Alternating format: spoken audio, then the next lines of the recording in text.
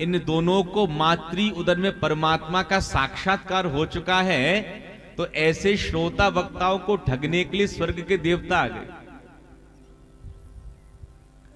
स्वर्ग के अमृत का पासा फेंका। लेकिन विचार करो, जिन सुखदेव जी के शरीर पर लंगोटी तक नहीं है, वो क्या चक्कर में फंसने वाले हैं? सुखदेव महामुनि कहते हैं, हे प्रिय देवताओं, तुम श्रोता बनकर के आते, मैं तुम्हें कथा सुनाता, लेकिन तुम श्रोता बनकर नहीं आए हो, तुम सौदागर बनकर के आए हो। इसलिए अभक्तास्तास्य विज्ञाय न ददौ स कथामृतम श्रीमद् भागवती वार्ता सुराणामपि दुर्लभा। ये भागवत की कथा देवताओं को दुर्लभ कथा है, और हम बड़भागी हैं जो यहां पर बैठकर के सहज में ही भागवत की कथा को श्रवण कर रहे हैं। सौनक जी कहते हैं, सुखदेव महामुनि, जब इतनी बढ़िया कथा है, देव दुर्लभ कथा है, तो 7 दिन में चटपट क्यों हो जाती है? अरे कम से कम महाराज 15 दिन तक, 1 महीने तक, 9 दिनों तक कथा चलनी चाहिए, विस्तार से कथा होनी चाहिए। ये 7 दिनों की परिपाटी कहां से प्रारंभ हुई? महाराज, हमारे अंदर प्रश्न है, सबसे पहले किसने किसको कहां पर संपूर्ण कथा श्रवण कराई थी? कृपा करके ये बताइए। तब सूत जी महाराज कहते हैं, सबसे पहले श्री सनकादिक महात्माओं ने देवर्षि नारद को हरिद्वार में बैठ करके गंगा पुलिन पर संपूर्ण कथा श्रवण कराई। सौनक जी हंसते हुए कहते हैं, हे सूत जी महाराज, सनकादिक महात्मा तो रमते राम है, और नारद जी महाराज को तो श्राप लगा है, 2 घड़ी से ज्यादा कहीं टिक नहीं सकते। तो इन दोनों घुमक्कड़ महात्माओं का संग कहां पर हुआ? और नारद जी के हृदय में भागवत सुनने की उत्कंठा क्यों उदित हुई? क्योंकि नारद जी तो स्वयं भागवत के ज्ञाता हैं, भागवत के विद्वान हैं। तब सूत जी महाराज कहते हैं, एकदा हि विशालाया चत्वार ऋषयो मलाः सत्संगार्थं समायाता दद्रसोस्तत्र नारदम्।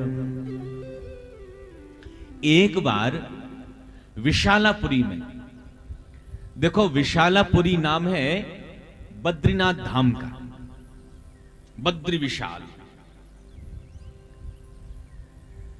तो विशालापुरी में बद्रीनाथ धाम में 4 महात्मा भ्रमण कर रहे थे। कौन कौन से? सनक, सनंदन, सनातन, सनत कुमार, ये चारों भैया हैं। किसी ने कहा, महात्माओं का काम तो एक जगह बैठकर भजन पूजन करने का होता है, ये घूम क्यों रहे थे? बोले कि सत्संगार्थम, सत्संग की इच्छा से चारों महात्मा भ्रमण कर रहे थे। एक बात बताएं, किसी का व्यसन बन जाता है चाय का प्याला, जब तक महाराज सवेरे उठकर उसको चाय ना मिले, उसका तो मूड ही खराब रहता। क्या बताएं भैया, दिन के 12 बज गए, अभी तक चाय नसीब नहीं हुई। दर्द के मारे मारा सिर्फ फटा जा रहा है, मन ही नहीं लग रहा। किसी का व्यसन बन जाता है तमाकू, पुड़िया, जब तक खा ना ले उसको चैन ही नहीं पड़ता। तमाकू खाने वाला, पुड़िया खाने वाला संसार के किसी भी कोने में चला जाए, वो अपने साथी को खोज ले।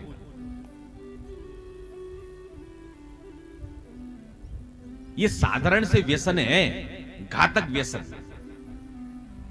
विचार करो, ये व्यसन जब जीव को अपना गुलाम बना लेते हैं, तो सनकादिक महात्माओं का तो व्यसन है भगवान की कथा। सुबह से शाम तक चारों महात्मा भ्रमण करते हैं। अरे भैया, कोई कथा कहने वाला वक्ता प्राप्त हो जाए। कोई ऐसा वक्ता मिल जाए जो भगवान की सुंदर कथा सुना सके। सुबह से शाम तक जब कोई वक्ता प्राप्त नहीं होता तो चार भैया क्या करते हैं, चार भैया में से एक भैया बन जाता है वक्ता, तीन बन जाते हैं श्रोता, घर का सत्संग शुरू हो जाता है। तो सत्संग की इच्छा से चारों भैया भ्रमण कर रहे थे बद्रीनाथ में। कोई सत्संग सुनाने वाला महात्मा प्राप्त हो जाए, विद्वान प्राप्त हो जाए, और भ्रमण कर ही रहे थे। संयोग की बात दद्रसुस तत्र नारदम, संयोग की बात क्या हुआ, सामने से नारद जी को आते देखा। जो नारद जी को सामने से आते देखा, चारों भैया बड़े प्रसन्न हुए और विचार करने लगे, ओहो आज तो नारद भैया चले आ रहे हैं सामने से, भगवान के अनन्य भक्त हैं, नारायण नारायण कहते रहते हैं, 24 घंटे भगवान का कीर्तन करते रहते हैं, भगवान की बढ़िया कथा सुनाएंगे, आनंद आ जाएगा। और संयोग की बात, जैसी नारद जी महाराज बगल में आए तो चारों भैयाओं ने क्या देखा कि नारद जी के सिर से तो पसीना निकल रहा है, वस्त्र अस्त व्यस्त हैं, चरण लड़खड़ा रहे हैं, बड़े परेशान मालूम पड़ रहे हैं नारद जी महाराज। तो चारों महात्माओं ने नारद जी महाराज को आवाज लगाई, कथम ब्रह्मन दीन मुखः कुतश्चिंता तुरो भवान, त्वरितं गम्यते कुत्र कुतश्चागमनं तव, इदानीं शून्यचित्तोऽसि गतवित्तो यथा जनः, तवेदं मुक्त संगस्य नोचितं वद कारणम्। भो भो साधु क्षणम तिष्ठ, अरे नारद जी महाराज थोड़ा ठहर जाइए, मत चिंता मपि नाशयः, कथम ब्रह्मन दीन मुखः।